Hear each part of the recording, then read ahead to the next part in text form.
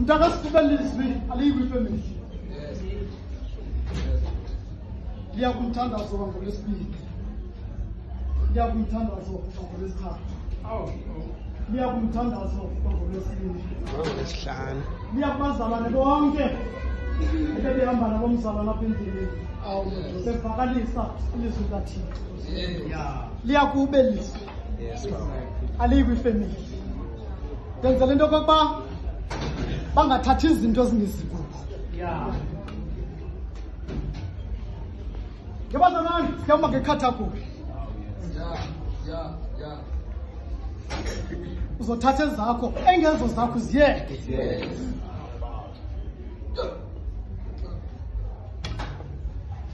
uthina mpha akugqiba ukuyaleza nomyalezo wobuso bakhe obungasakuphinda ubonakale phakathi kwabo aguqa amadolo aguqa amadoda azumthandazo amandla amaleko wathu olila emagqani wakhe kodwa ngokukodwa kwilizwi alithethileyo le nto kokona